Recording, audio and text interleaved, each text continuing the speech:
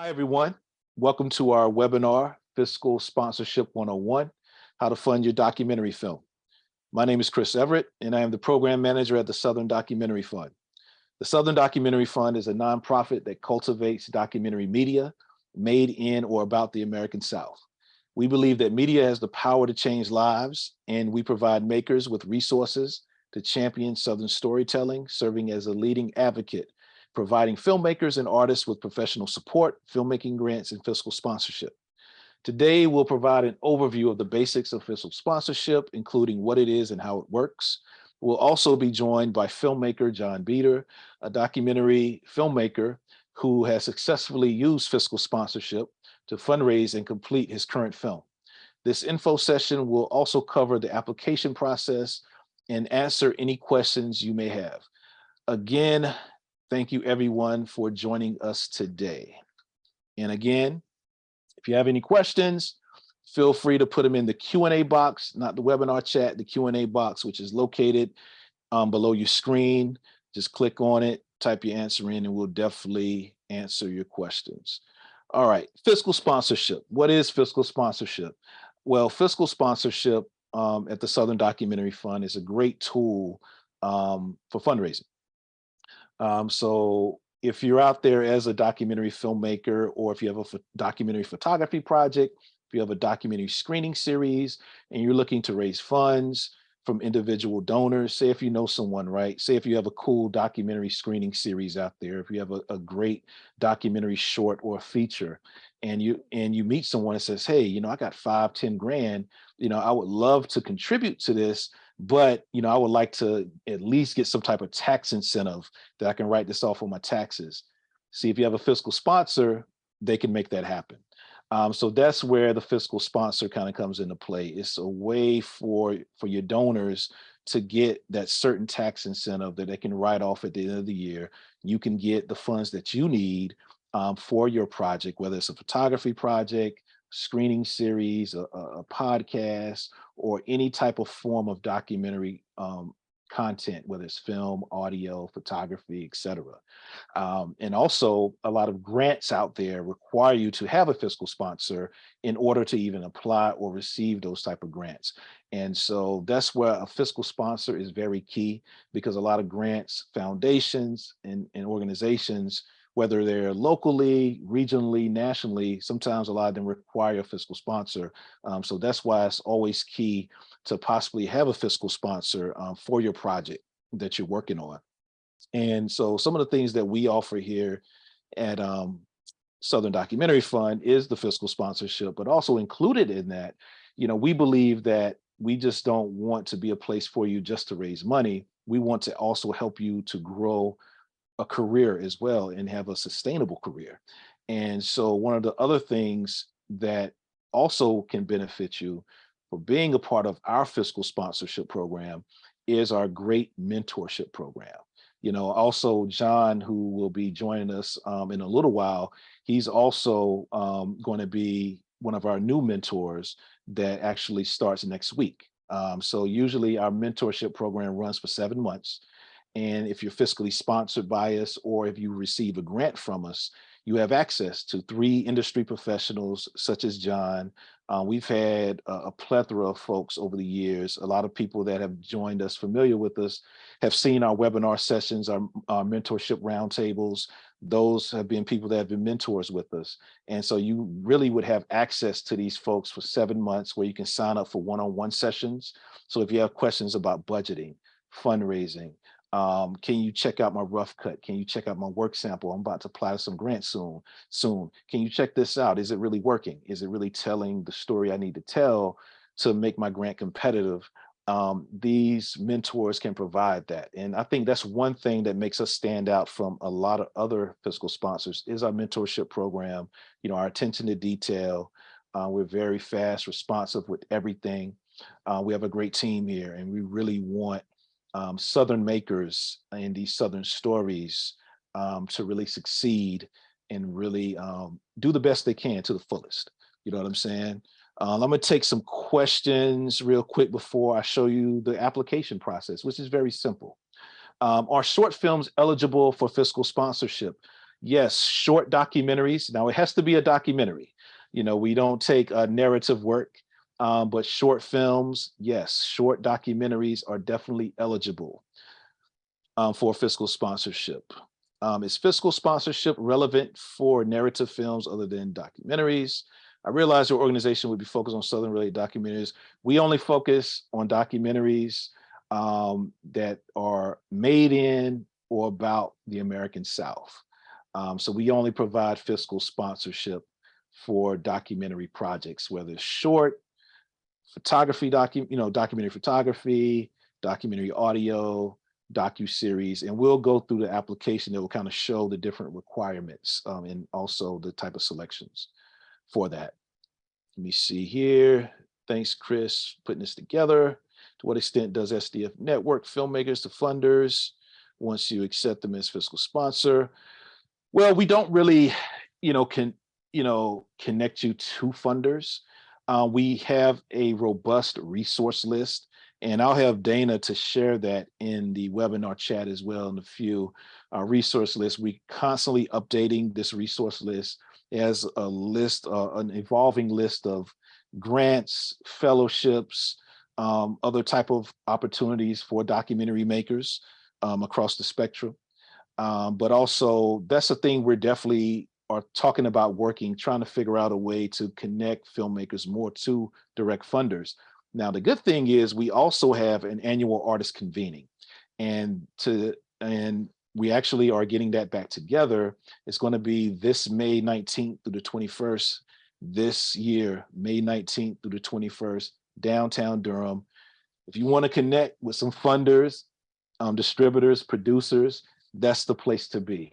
So if you can come to the convening this year, definitely come.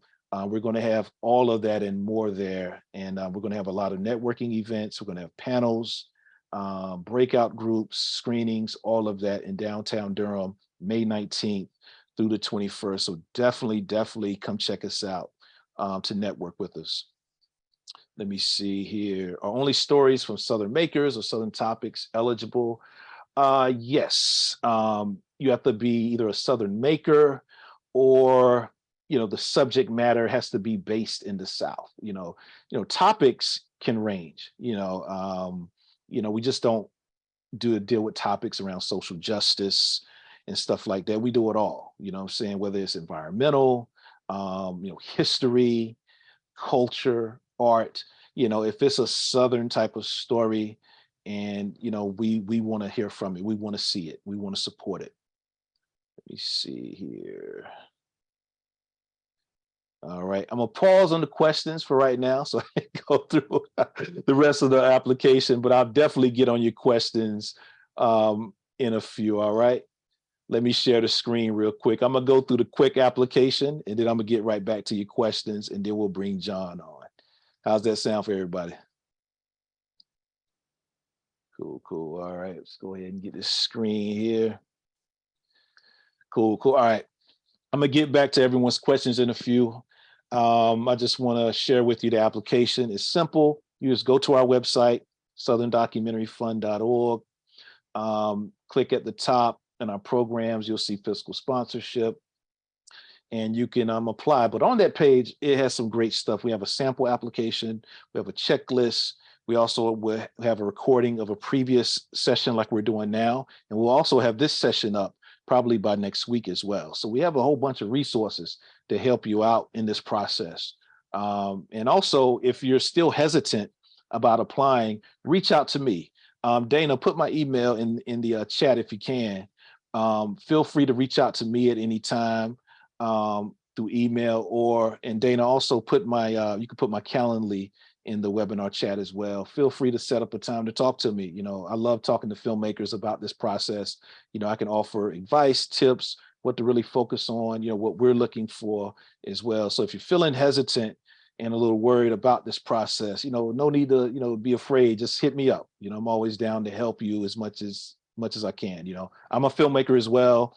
I do documentaries, so I know how it is. And so, that's what we're here for. We really want you to succeed. Also, there's a $25 fee. We do have an application fee for this. The thing is, say if you don't get accepted, right? Say like, and also we just don't just send you an email saying, hey, you're not accepted. Usually I do a call with you just to let you know why and some of the things you might need to touch up on in your application. And then you'll say, all right, Chris, cool. Let me apply in a couple of months.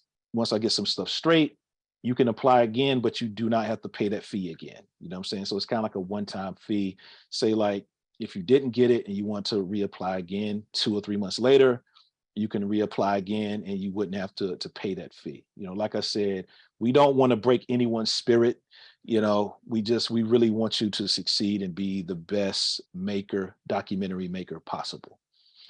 Usually when you apply, we'll hit you back, whether it's a yay or nay, within 14 days. We try to do that as quick as possible though, so we can let you know whether you're in or you're not, or if you need to work on some stuff, or if I need additional information. So we really want the project director. Here are some of the eligibility requirements. We want you based in the South, or telling a story about or related to the American South. And the states that we represent and serve: Alabama, Arkansas, Florida, Georgia, Kentucky, Louisiana, Mississippi, North Carolina, South Carolina, Tennessee, Virginia, and West Virginia. And also, someone had a question about, are shorts eligible? Yes, they are. It has to be a documentary media project, though. It can't be a narrative.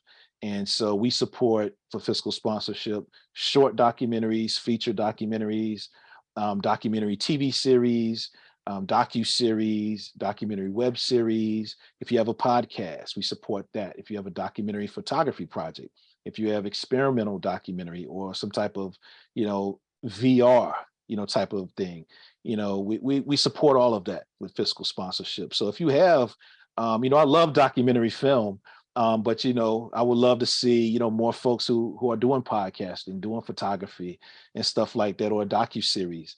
Definitely apply to us. We would love to support you as well.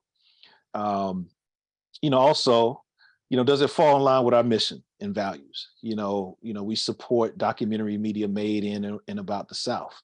And also we try to prioritize underrepresented voices as well, particularly those with connections to this area. You know what I'm saying? So if you feel like that's you, definitely apply to us. So this is pretty much all the requirements, eligibility stuff. And this is kind of like the criteria. We really kind of focus on this in the application. So if you're doing your application, make sure the subject matter is relevant to our mission. Also, your primary team has a strong connection to the story. This is key. You want to make sure you have a strong connection to the story and access to those characters as well. Make sure your proposal is well researched and clearly presented. Never leave anything to the imagination. Never leave anything to the imagination. You got to make it. You have to write it in a way where anybody can understand what you're talking about. Now, I might know what you're talking about because I'm a filmmaker, but you want to make sure your message is really clear and thorough. Never leave nothing up to assumption. For example, say like you have a fundraising plan, because we do require that to have some type of fundraising plan. If you're just putting, hey, I'm going to apply to a couple of grants and crowdfunding, and that's all you put, that's not good enough. What type of grants? Say, hey, I'm applying to the Sundance Documentary Lab. I know they give up to 30 grand for makers. We plan on applying to that in the spring. We're also going to apply to ITVS. We're going to apply to the Ford Foundation. And this is the amount that we probably can qualify for. And we plan to apply on this, this time frame.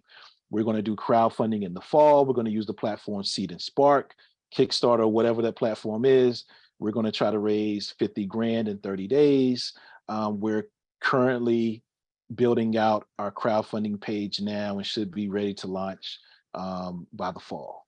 So you see how I was giving very descriptive, concrete descriptions of my plan. And see, that's what we want to see. We really want to see those things, that you really thought about this thing all the way. Fundraising plans change all the time. Budgets change all the time. We understand that. That's why at the end of the year, we always have you do a progress report. So if those things do change, you update them in your progress report. And so we'll get into that as well a little bit. So yeah, that's what it is.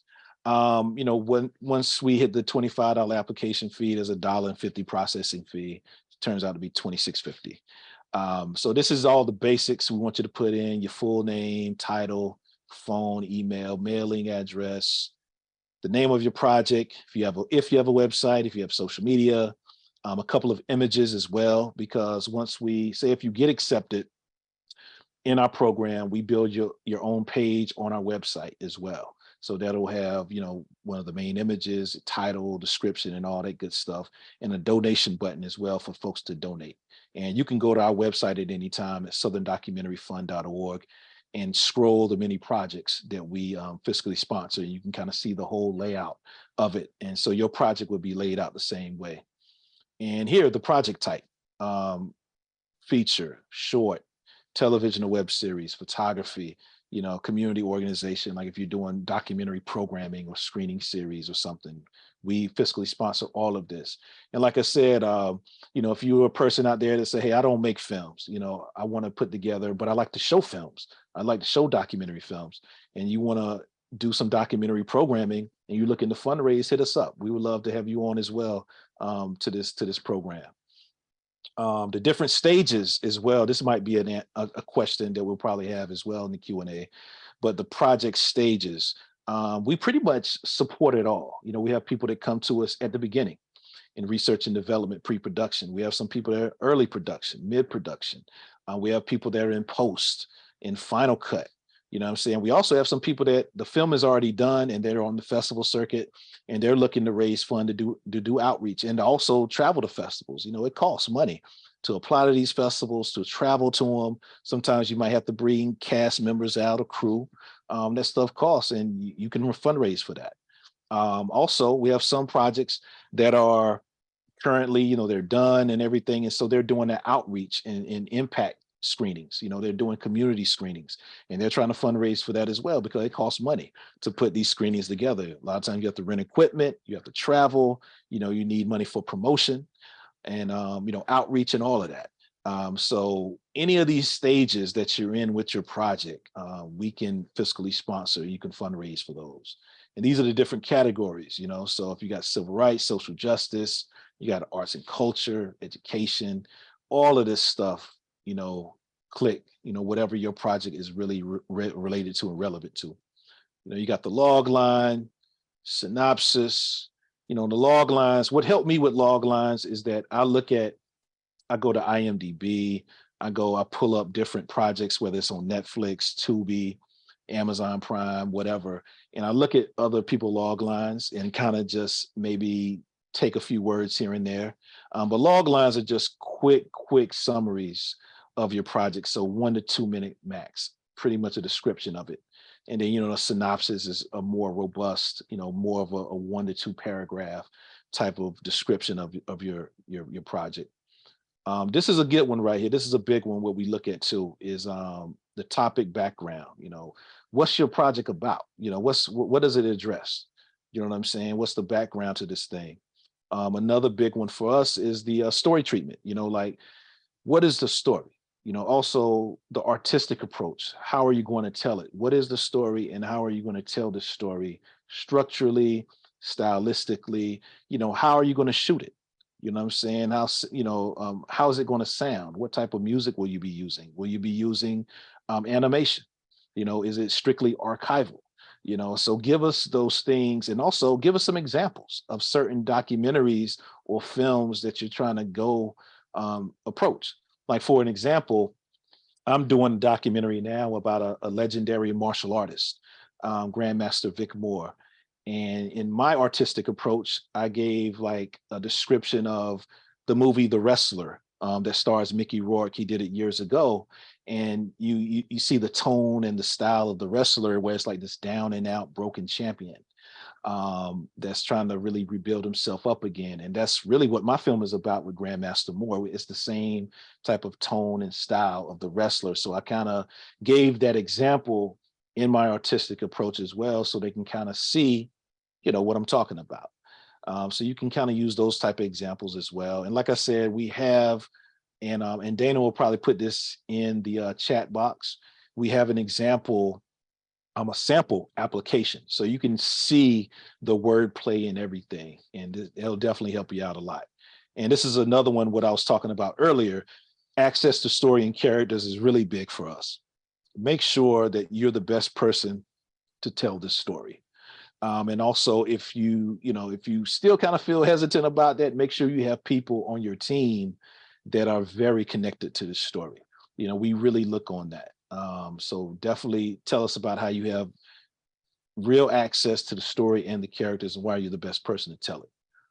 Here's the experience. We got first time, emerging, mid-career, veteran. If you're a first time filmmaker, it's all good. If you're everything in between and all the way up to like a veteran, it's cool too. We take it all.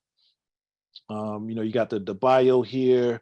Give us a brief background of your experience, a little bit about your background if you have previous projects. Also, your crew, other team members is very important as well. So say if you're a first time filmmaker, we all been there. I've been there, but even with my first film, I did a film years ago called Wilmington on Fire. It was my first documentary ever. And I didn't have no experience, but I said, you know what, even though I don't have any experience, let me bring some people to the table that have experience. So I got an executive producer, Pete Chapman. He's experienced. He works in television. He's done documentaries. So he was my EP. Also, I had a guy by the name of Tariq Nasheed. He's developed like an excellent Black history documentary series called Hidden Colors. He was a producer, so I had people like that had experience that I can actually get advice from.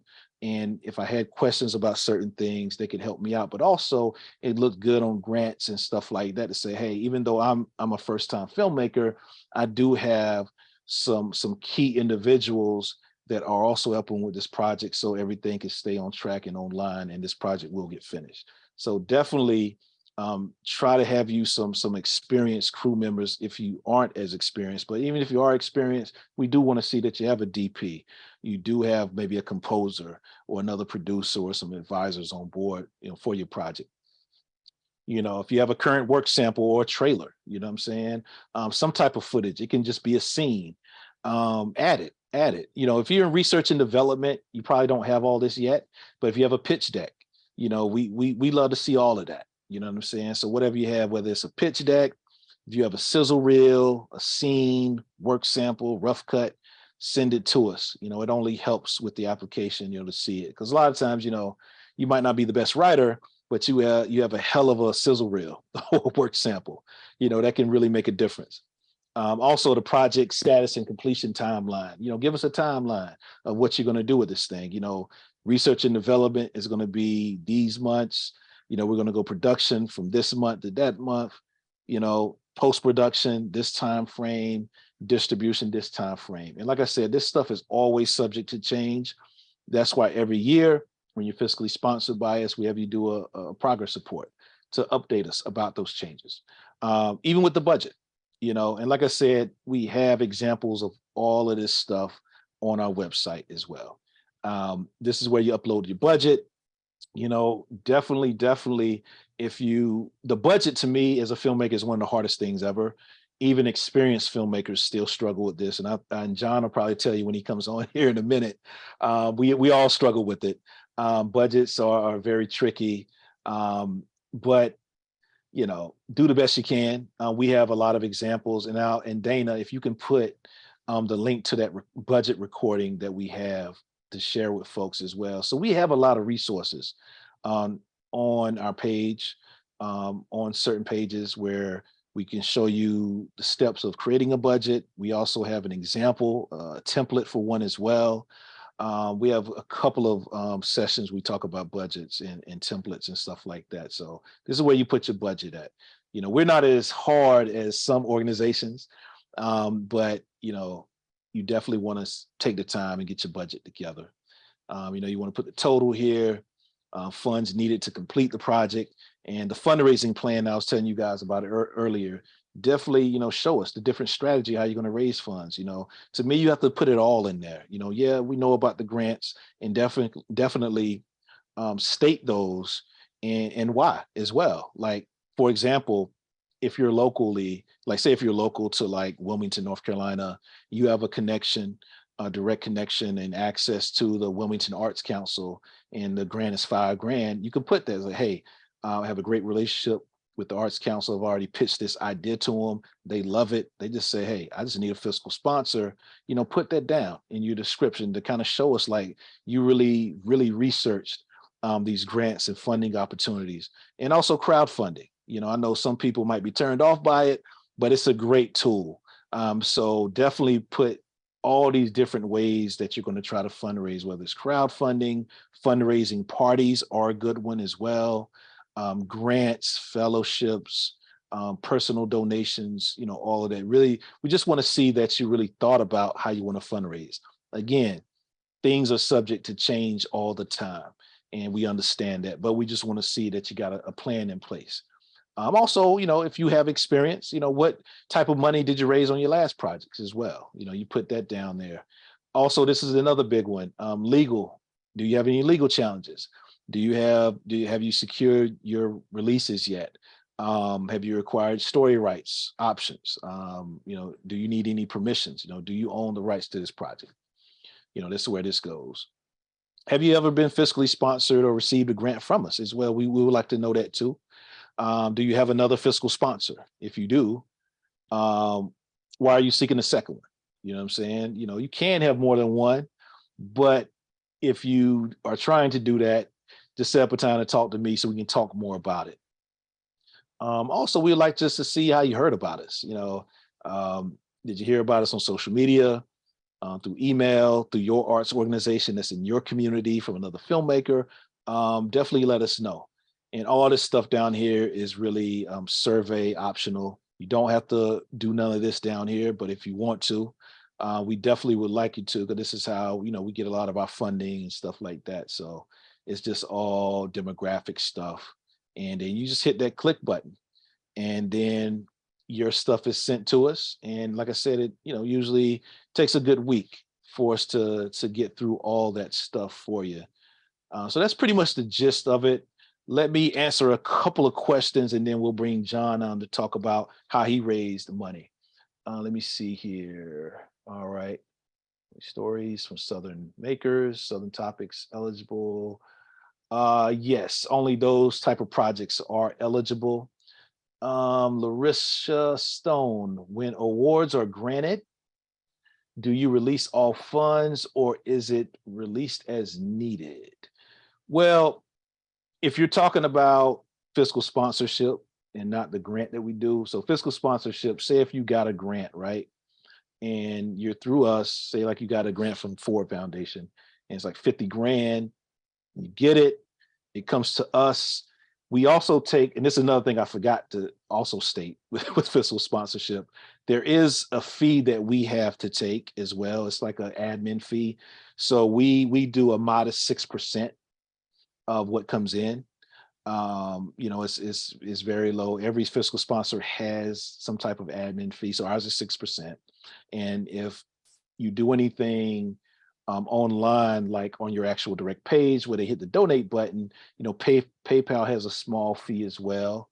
But if it's a straight check or wire transfer like that, it's just a 6% flat fee that we have to take out of that. So once you get that award and it's in your account, we let you know like, hey, anything that's over $250, we send you a direct notification saying, hey, you got this amount, it's in your account, you know.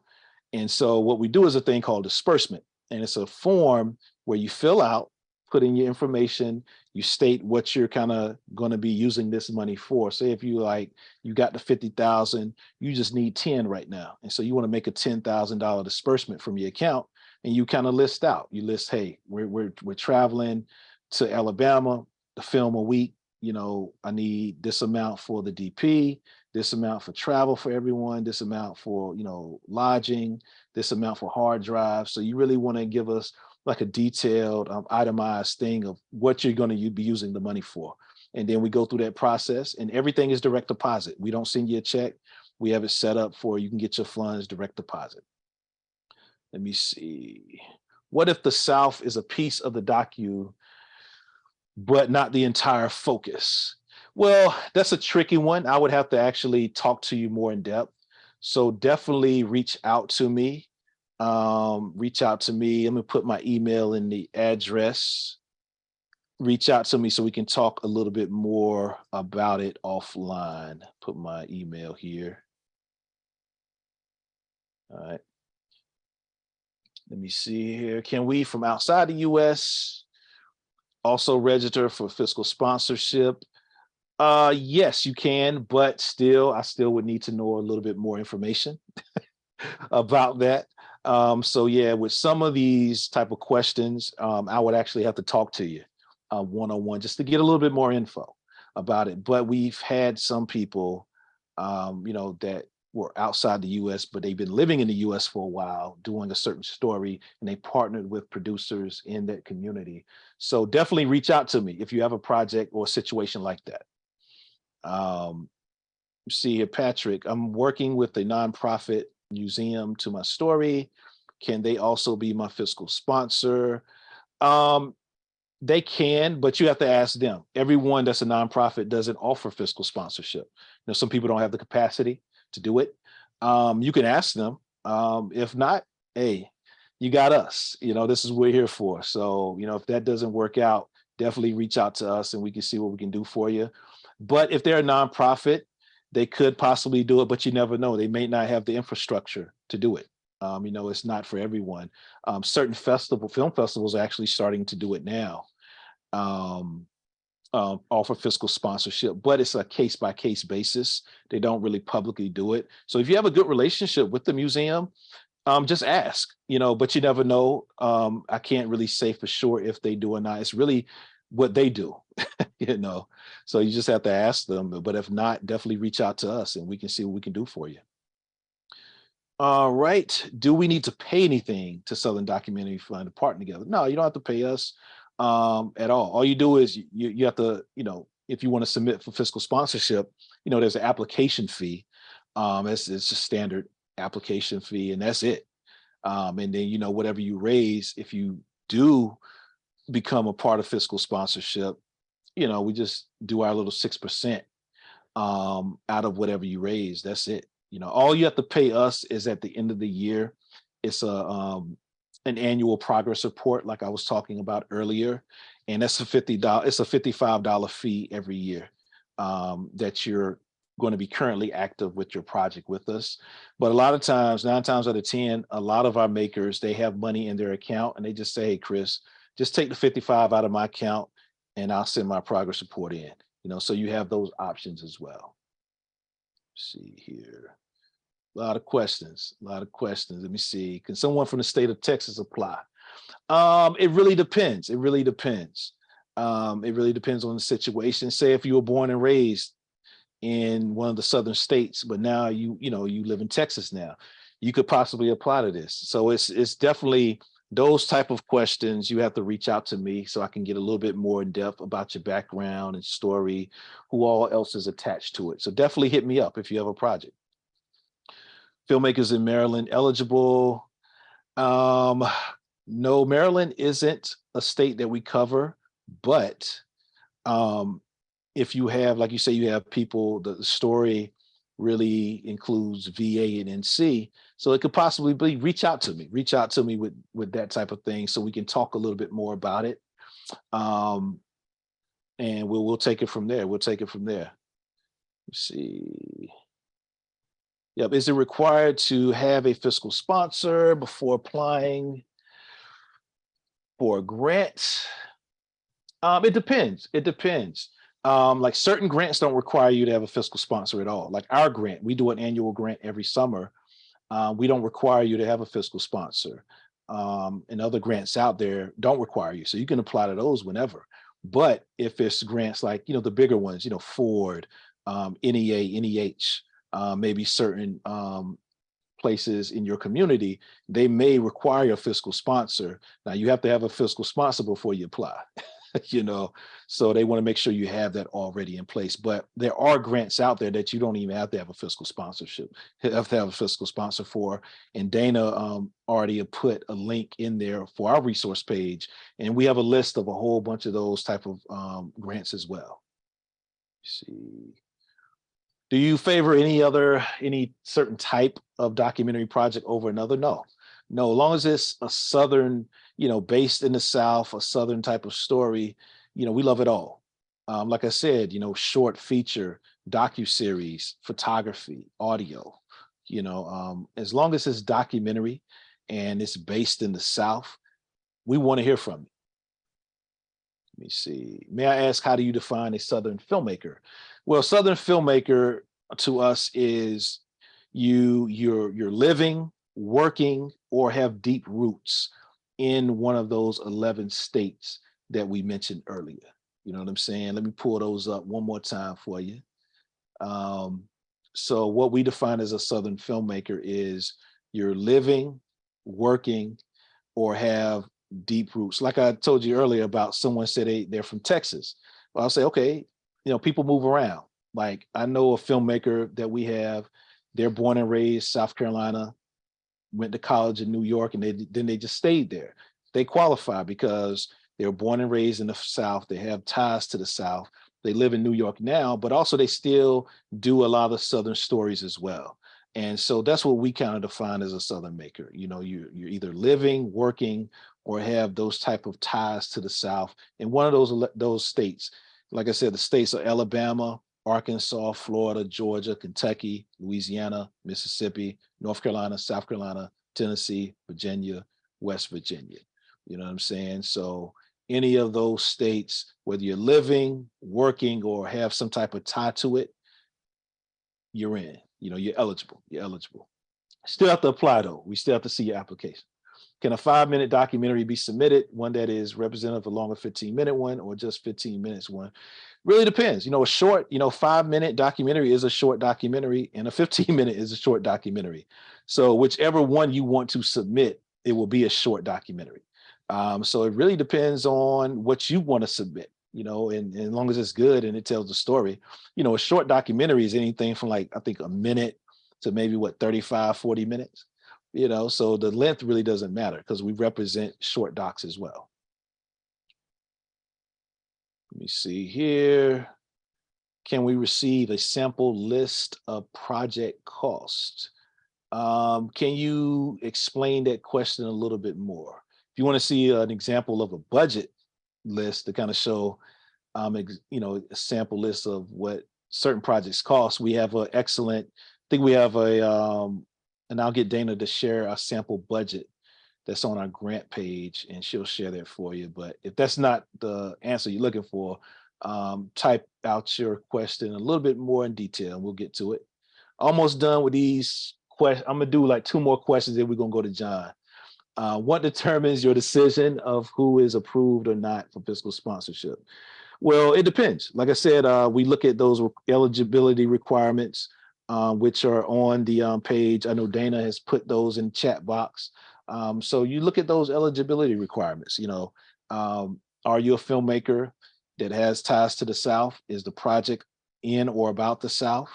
Do you have a crew together? Do you have a fundraising plan? What's your connection to the story? That's how we make the decision.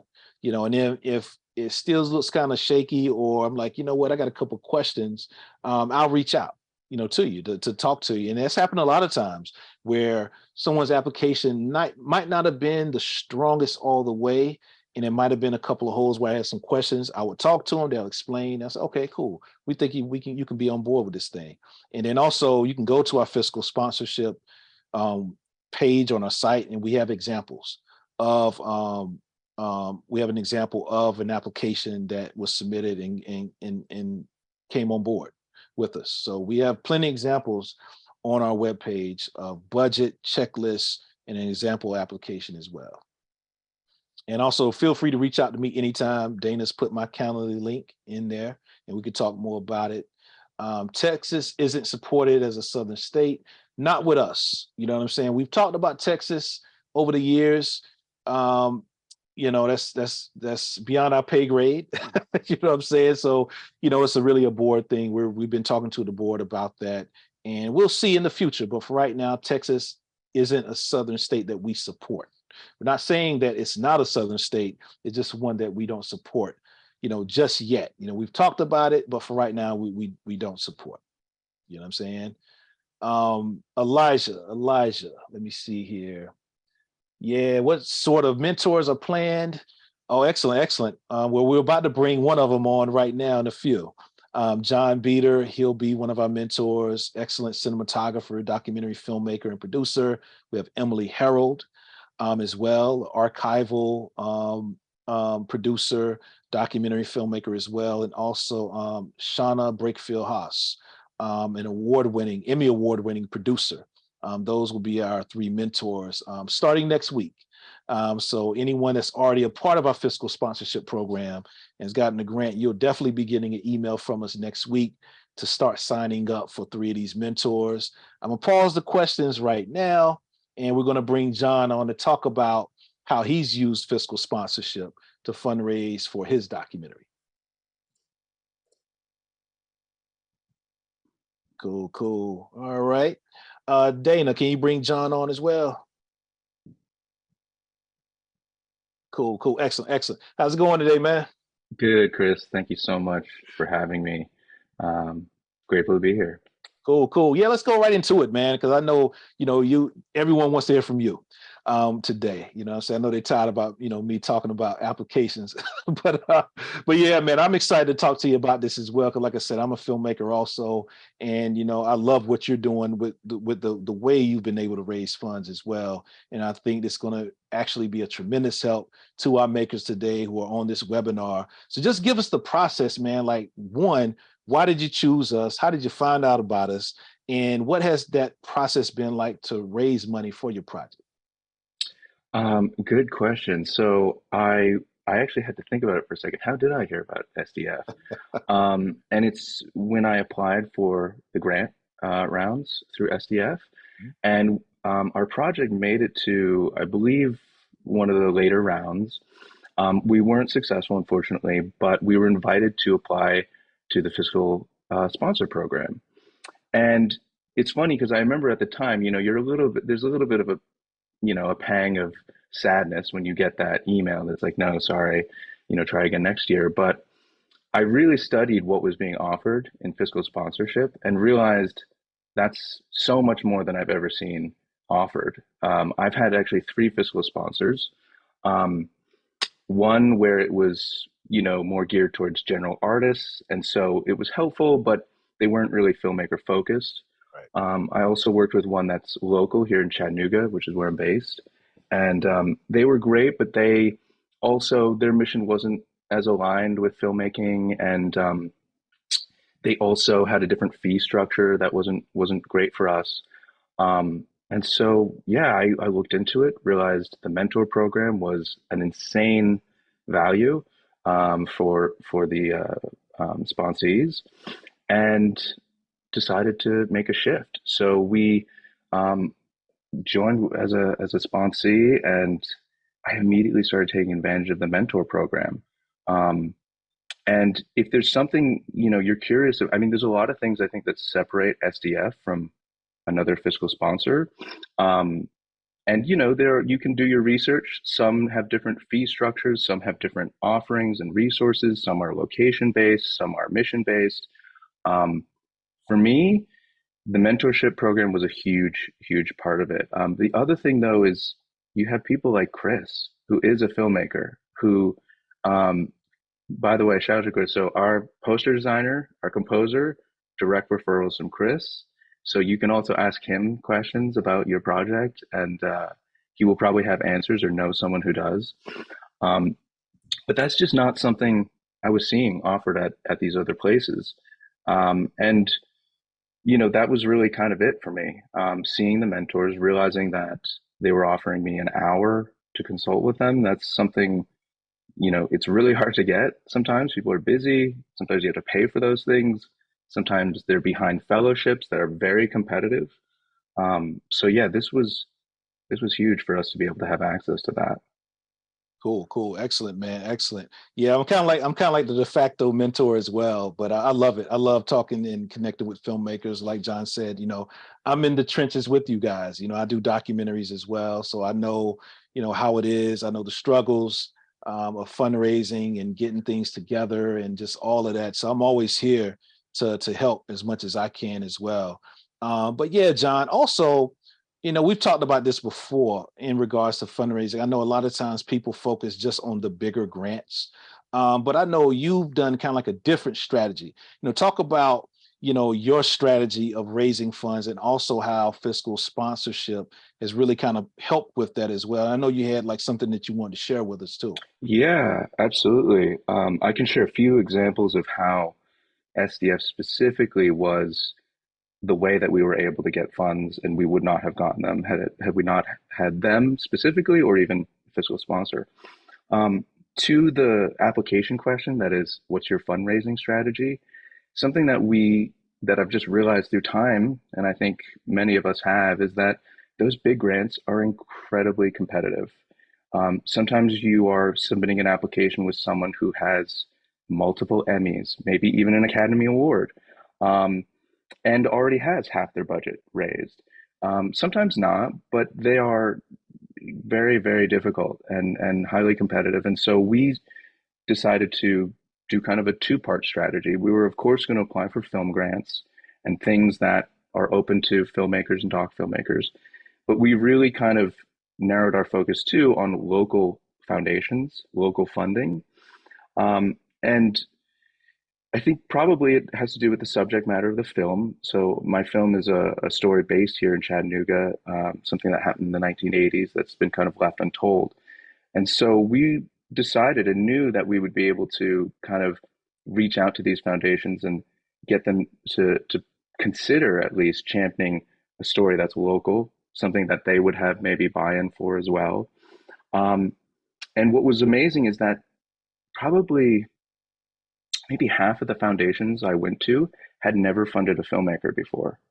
And so what was great was that I got to be kind of this exciting new idea for them. And there are grants that we've received that I went to coffee with someone, told them I had a fiscal sponsor, and they wrote me a check. I have also spent months working on an application for a film, for a grant that was half the amount of that check. Um, so it's amazing how different that has been. But it's still a work in progress. We're still figuring out how to do it as best we can. But to the other part of your question, um, Chris, about how we specifically did it with SDF was I have a few examples that I wrote down that I wanted to share with everyone. So one was we applied for a grant through Humanities Tennessee, and at the time they were only awarding grants to nonprofits. So, that's something that you see a lot actually when you're looking for funding. We only give money to nonprofits. So I started to think, okay, I'll move on from this. But I contacted them and I said, I'm a fiscal sponsee. They said, well, we can't just pass through money. We can't give it to them and then they give it to you. We would need to know that they are um, really helping you, that they are offering resources and guidance. And if I had been with my other fiscal sponsor, I could not have honestly said that that was happening. But I told them, here are all the mentors that I've met. Here are the hours that I've logged with these mentors. Here are all the ways that SCF is supporting us, the workshops, um, you know, uh, having access to Chris, all these things. And it was amazing to see them go, okay, that's enough. We get it. They're not just handing you money; they are a real asset to your film. And so I was awarded that grant. And that also came with a letter from SDF that I needed in like I think a week or something like that because the turnaround time was quick. They took the time, sent me the letter, and we got that grant. Um, Another couple examples I'll share quickly are local foundations that you always want to make it as easy as possible for someone to give you money. Right, You want as few barriers as possible. And oftentimes, conversation will stop if you don't have a fiscal sponsor. right. So, what's so exciting is to be in these, some of them, like I said, have been coffee meetings where someone goes, I'm excited, but there's these things I'm worried about. It's okay. I've got you, I've figured it out. Here's how we could do it. I'm partnered with SDF. They can take your donation and, check out their organization. it also legitimizes your film and your project to have a partner like SDF. And so those folks looked at Southern Doc Fund's website, looked at the kind of films they were supporting, the kind of programs they offer, and went, "We'll write you a check." And one of those was for $25,000, Mm. and that was after one meeting, having coffee with someone. So it's been amazing to work with them. I think that it's really about just removing the barriers for people to give you money. Right. Um, and then the added bonus is the insane amount of resources that SCF offers their sponsees. For sure, for sure. And that's the thing we try to do, man. We try to, like I was saying earlier, we really want you to succeed. And we try to do our best. That's why we have the mentorship program. That's why we do things like this and have folks like yourself on. That's why we do the roundtable sessions, because we want people to not just make one project. We want you to make multiple projects. We really want you to have a career of doing documentary.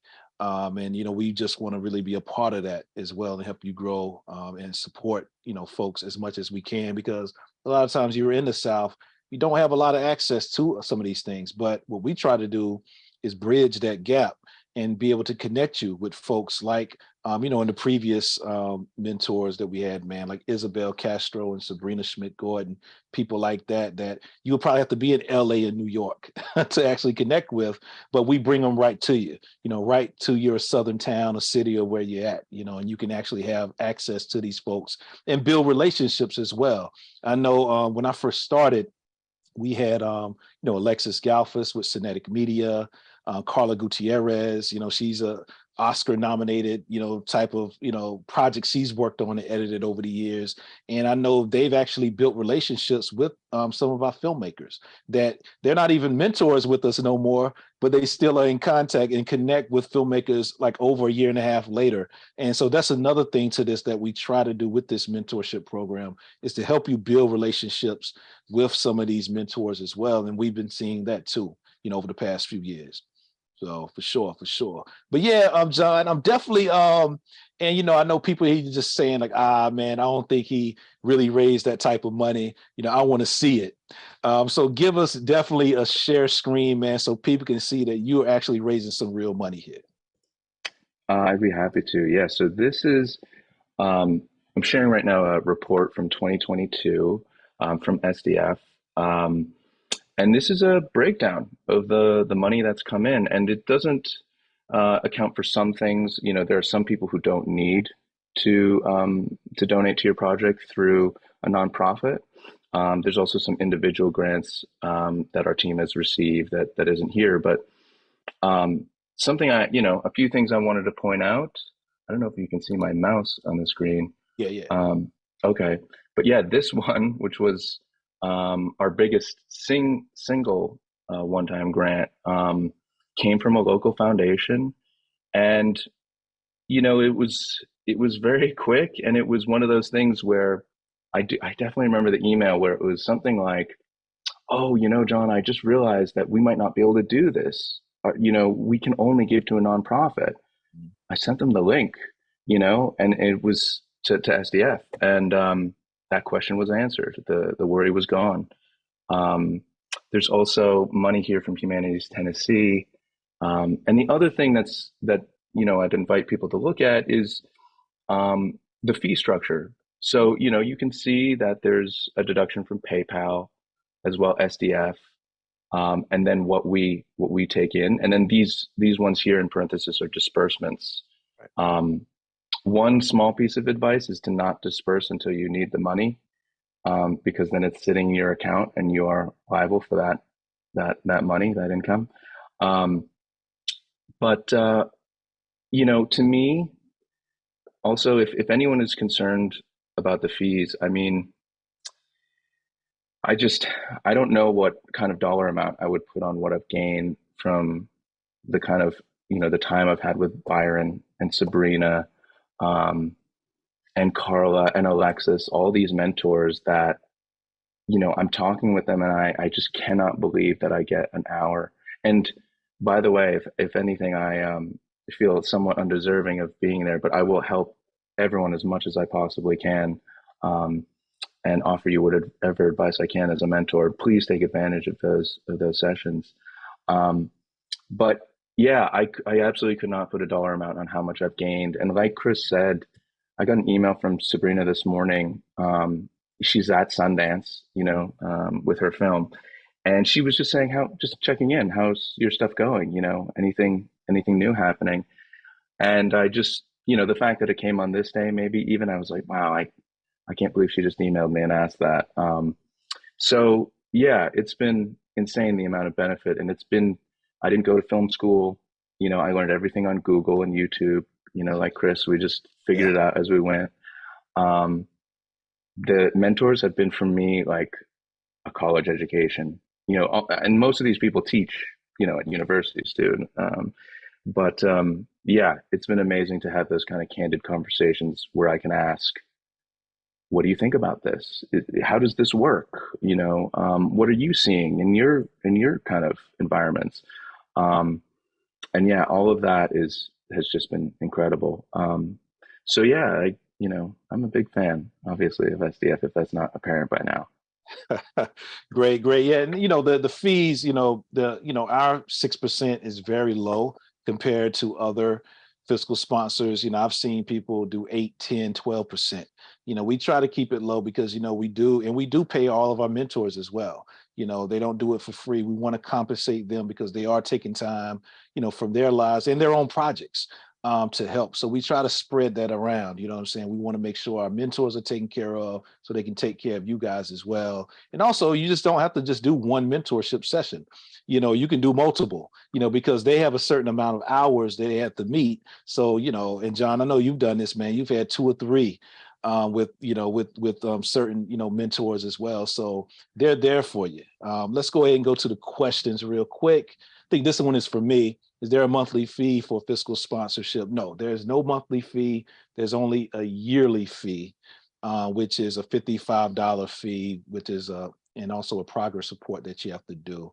And also they want to know if fees charged for processing checks versus credit cards. There's not a fee for processing a check. It's just a 6% standard that we take. Now there is for credit card donations. It's a 6% plus PayPal. Their fee is 2.89% plus 49 cent deducted from the total. So yeah, that's pretty much that. Is there a limit for how many projects you can submit? No, we have a couple of filmmakers. They have about 2 or 3 projects with us. I have two right Yeah, now. yeah, John has 2. Yeah, John has 2 projects. So yeah, so there's really no limit. Now you want to make sure that you have the capacity to do all these projects. I'm doing 2 projects myself, so take it from us. I don't know. That might not be a wise decision, but sometimes it happens that way. But yeah, you can have more than one project with us. Let me see here. Sierra, what are the characteristics of the most successful applicants? Where that's not really, a characteristic, pretty much what I was saying earlier. We want to make sure that you meet the requirements, you either living, working, or have deep roots in the South.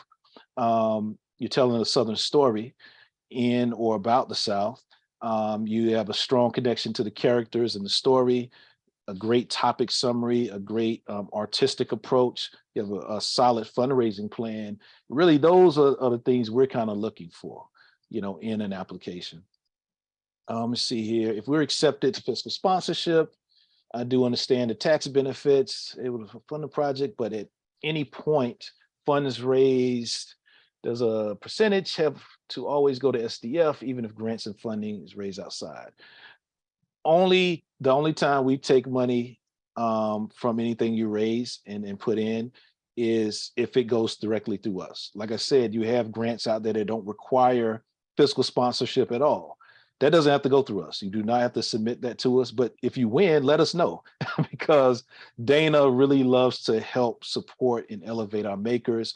She does a wonderful monthly newsletter. So if you are a part of our fiscal sponsorship program and you get a grant, say like it doesn't even go through us, but you won something, we want to know about it. We really want to let people know like, hey, these are what our makers are doing.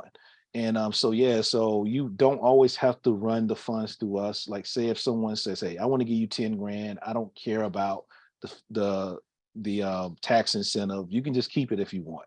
But if they really want to take advantage of that, or if you want to offer that to entice them to donate more, definitely you have to send that through us.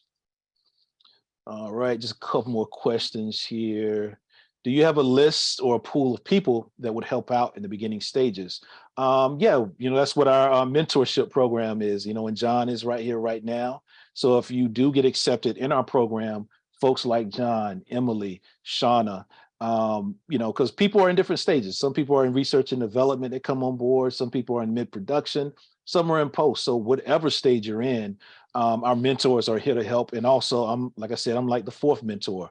So whatever stage you're in, it doesn't matter the beginning or middle or end, that's what we're here for. Do you favor any type of documentary over another? No. We don't favor, we have no favors at all. Long as it's a Southern story. And like I said, we just don't do documentary film. We sponsor audio podcasts, documentary photography. If you have a docu-series or a documentary type program that you're looking to raise funds for, we do that too. So we try to support documentary across all mediums, in all stories and all perspectives as well. Long as it's in the South, you're good to go. How many awardees are there per year? Well, it's not really an award. Fiscal sponsorship is not really an award. It's a year open-ended type thing. So we don't have any deadlines to apply. So if you're saying, you know what, Chris, I want to wait till the summertime because I'll have my crew and everything together or certain things in order, you can do that. Or if you want to wait till the end of the year, I've had people do that. I have a young lady that I have to meet with next week. We've been talking about fiscal sponsorship since like last summer. So I think next week she's going to be ready, but she wanted to take her time. She wanted to make sure she had some things in order first. And I said, hey, take your time. When you're ready, reach out. So she reached out to me. We're going to meet next Wednesday, and hopefully she'll go ahead and go ahead with the application. So that's how that pretty much is. There's really no deadline. And currently I think we have like 70 active projects right now, and we're still looking to bring more onto the SDF family. All right, just a couple more questions here. All right, this is for both of us, John. I'll ask it. Questions for both Chris and John. When you do get a one-on-one consultation, how do you usually run them, and what are some suggestions to have a more effective consultation? Anything you wish you or they would ask or discuss? I'll let you take it, John, since you've been on that end. Yeah, that's a good question. Thank you for asking that question, Helen. Um, I, I think that when I was getting ready to have these mentorship meetings, these consultations, um, I wrote down all these questions that I wanted to ask them. How do I do this? How do I do that? How do I? And before that happened, um, talked to other friends and asked them, what should I ask these people? How should I take advantage of this time? And the advice I kept getting was um, that if this is someone that you want to be able to talk with and maybe have some form of a relationship with for years to come, try to work on that. I've certainly asked all of those questions, and I think was able to get through my list. But really, it just started with I just want to say hello, for you to get to know me, for me to get to know you. Um, and you know, my real hope is that they remember my name someday. When maybe a film of mine comes across their plate, or there's a project I want to ask them about. Um, and so that has been really helpful to kind of lead with, being genuine and kind and sincere. And, um, I remember I was like, I'm not going to ask any questions, especially not about like these specific things I really want. And probably 30 minutes in, she was like, ask me those questions. Go for it. Let's do it. Like, let's get into these. And it was such a better experience to do it like that than to kind of, um, try to squeeze every second out of it, I think. Right, right, for sure. Cool, cool. Next question from Stephanie. I think this is for me right here. If we received funding from SDF in the past, are we still eligible for fiscal sponsorship? Yes, you're definitely eligible. Reach out to me, Stephanie. Let's talk. We would love for you to come on board if you're raising money. Um, hit me up. Hit me up. We'll go ahead and get you going for sure. Just hit me up, Stephanie. If you're still there, you're definitely eligible for fiscal sponsorship. We would definitely love to have you a part of this. Grace. Okay. Are the mentorship consultations limited to one hour session? No, they're not.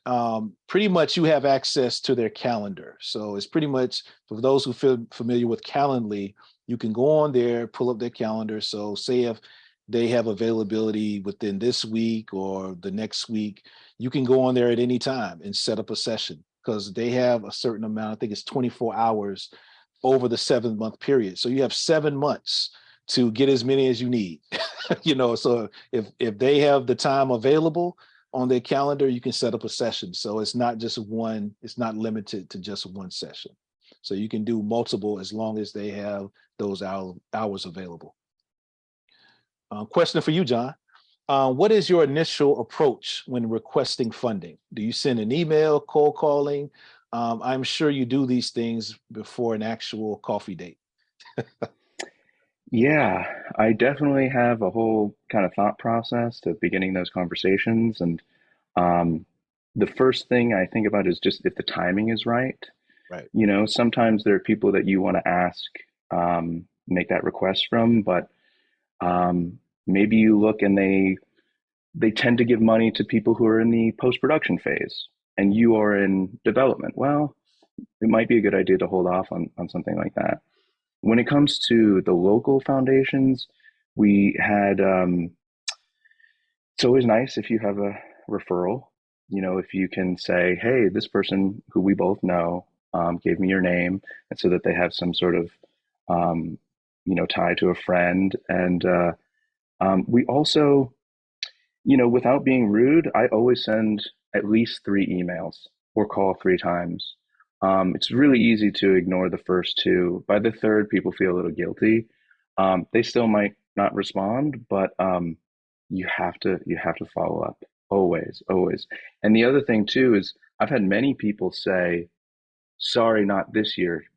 Check in again next year."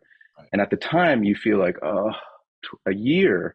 Like I need this money now. I'm trying to get things done.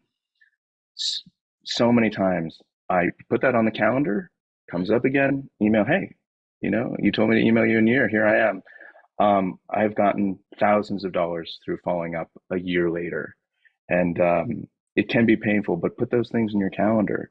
You have to follow up. It's amazing, myself included, have been guilty a bit of this, but how often people don't follow up. And all it would take is one more email. Yeah, you're right. You're right. This happened to me too, man. I think I might have shared this story with you. I was actually trying to pitch another project to this guy that I saw on LinkedIn, and I've seen some of his films. He produces a lot of action films, and so I was trying to pitch a totally different. It wasn't even documentary. It was it was narrative, but I also put in the description in my pitch that hey, I've done these documentaries, Wilmington on Fire. I'm also working on a martial arts project. He hit me like a year later. I forgot all about it, man.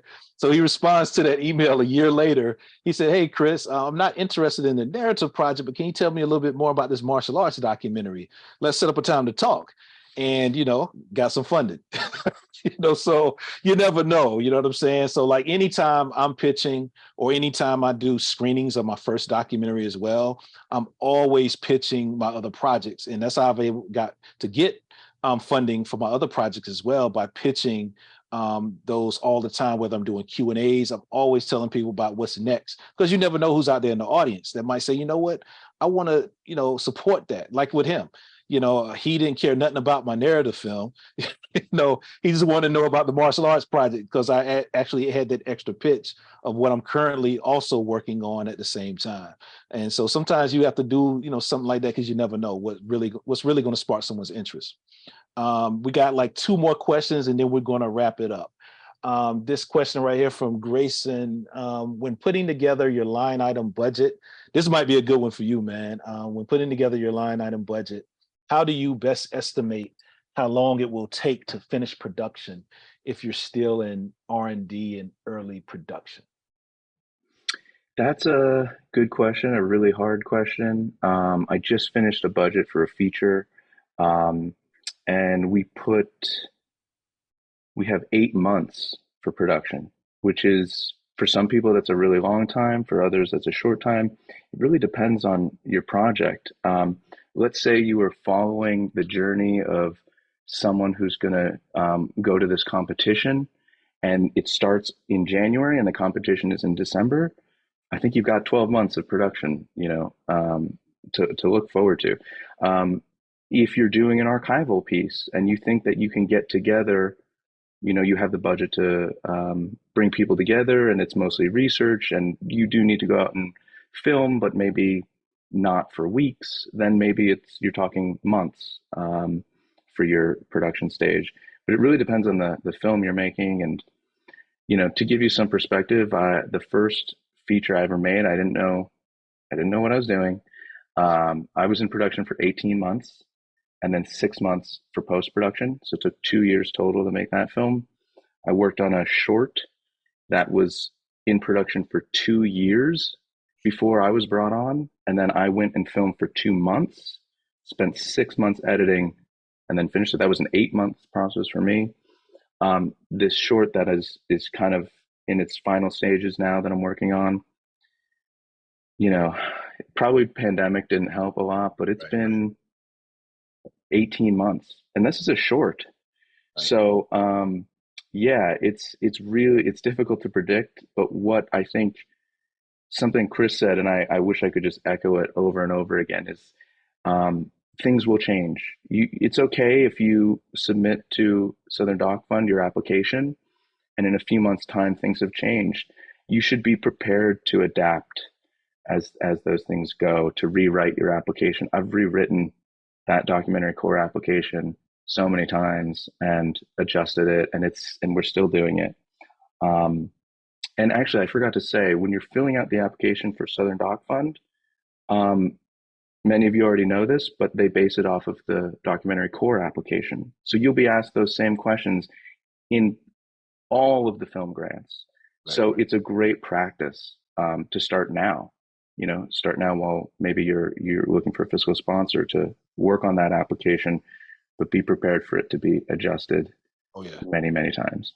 For sure. And we have and you can go on our grant page as well, and you can see an example of a successful documentary core application as well. So you can kind of see, the wording, just the whole layout of it. And we also have the checklists on there and everything. And like I said, we will be opening up our grants again this summer. So definitely be on the lookout for that on our social media, on our webpage, and also our email blast as well. One last question, man, and we can wrap this up. This is from Jamie. This is from me, though. Is there any sort of conflict between working with SDF as a fiscal sponsor and applying to SDF grants? No, not at all. We've had a few folks that were fiscally sponsored by us and ended up getting a grant. Our process is very thorough. We also we hire outside reviewers. We hire outside grant reviewers. We also hire an outside final jury. So we don't have any type of involvement of selecting, because we want to make this thing very transparent, fair, and balanced. But there's no conflict of all if you're fiscally sponsored by us and we have a grant. We want you to apply. We want everyone to apply, but we definitely want our sponsor makers to apply as well. So if you're a fiscally sponsored project or you're thinking about being fiscally sponsored, definitely you can still apply for our grants as well. All right. Cool, cool. But yeah, man, thank you again for taking the time out of your schedule. I know you're knee deep in editing and finishing up your project. But yeah, man. Also, any news or anything related? You got any screenings coming up? Well, what are your plans for the future for your project? And let people know about your project as well. Yeah, yeah, I realized I didn't say anything about the project. So I'm working on a film, a doc short. It's currently titled "How to Sue the Klan." It's a story of how these five black women in 1982 who survived a racist attack by a local Klan group took those Klansmen to civil court and won a pivotal precedent-setting civil trial that went on to show lawyers how to bankrupt Klan and white supremacist groups around the country. Um, the city has kind of sadly forgotten about this piece of history and many others, and so um, we went and tried to capture that story and also the legacy of the case. I'll put some links here to it. And right now, the film is very close. It's I don't know what I would call it, probably a rough cut still. But Chris and I have actually been talking a lot because I'm working on trying to find an executive producer for the film, and we're very close, um, which will be very exciting if it happens. But once that happens, then that person will probably have some ideas. We'll start submitting, hopefully finding a platform and a place to house the film. Um, but speaking to talking to funders, you don't want to just tell funders, we just want to make this film and then put it on YouTube. Right. It's great if those people know we're making the film and this is how we're going to deliver it to the world. Um, and mine isn't just we're going to submit it to film festivals. It's we've partnered with a university to make curriculum around the film. We have these connections in all these different universities to bring this film to students, high school students and college students, so that they can watch it and then have maybe an entire days or weeks to kind of discuss the film and unpack everything that's in there. And so a foundation who is looking for ways to impact their community, that's so much more tangible to them than saying, I'm just going to make it and then we'll see if anyone watches it. So yeah. Cool. Yeah, I totally agree with you, man. Before we wrap up, and that's how I've received a lot of my funding, especially for some of my projects. It's like they didn't really care to really fund the project just to fund it. They wanted to fund it because they knew that we had a great, robust community engagement plan. That's really why they wanted to fund it, because they saw what I did with my first film and how we constantly do community screenings, college screenings, screenings in middle schools and stuff like that. So they're like, man, we want to give you like 20 grand because we know you're going to really put this thing in and really maximize the message behind it. So definitely think about how you really want to get this thing out in the world. Just like you said, just not putting it on Vimeo and YouTube. That's cool, but you want to have a more robust strategy. You want to talk about broadcasting possibly. Other distributors or distribution options, and also community impact and engagement. What does that plan look like as well? Of really, like I said, my film is like 7 years old. We constantly do community engagement screens. I got like 3 next month, you know what I'm saying? So we constantly do them. Like I at least do 1 screening a month still in community engagement. And it's been 7 years. So, and that's why we've been able to get funding for the next project that we're currently working on as well, because of our dedication to constantly bring these type of projects to communities that might not have access to these type of screenings, and have the director have subjects there as well. That's an experience for folks to have the directors and people involved in front of the camera and behind the camera to be at these things along with the screening. So definitely think about those things when you're putting your proposals together as well. Cool. Well, all right. I just want to wrap this up. One last thing before we go. If you enjoyed this session, we have a great session next month where we're going to kickstart our next set of mentors. Like I said, John is a mentor. So if folks that are on the line, on the Zoom, if you're fiscally sponsored by us or you got a grant, next week you'll be getting that email to start signing up with John, Emily, and Shauna. So be on the lookout in your emails for that information. Also, Dana, you can drop this link as well. We have our next mentorship roundtable next month with Emily Harold, archival research for your documentary. I'm very excited about this one. And I know me and John have talked about it as well. I know he said he's going to be on the line too, because, these are things that, we all kind of struggle with from time to time. And Emily has great experience doing this archival research and pretty much showing the ins and outs of, doing this. How do you research? How do you kind of get things in order What are some of the archival houses, whether it's for photos, video, all of that. What about how do you plan for cost as well and licensing? So she's going to break all of that down. And that's happening February 28th from 1 to 2 p.m. Eastern Standard Time, February 28th, 1 to 2 p.m. Eastern Standard Time. Dana has put the link to sign up in the webinar chat, and we'll also have it in the email when we send this recording out to you as well. So if you don't get it before we end the session, it will definitely be in the email with the recording of this session, so you can sign up for that. And also it's on our website too. So definitely join us for that. It's going to be a very good session. But again, thank you, John. I appreciate it. Thanks everyone who joined us today. Thank you, Dana, for producing this and doing your thing on the back end of the site. Really appreciate it. Again, this has been Fiscal Sponsorship 101. Reach out to me if you have any questions. You have a good one. See y'all later.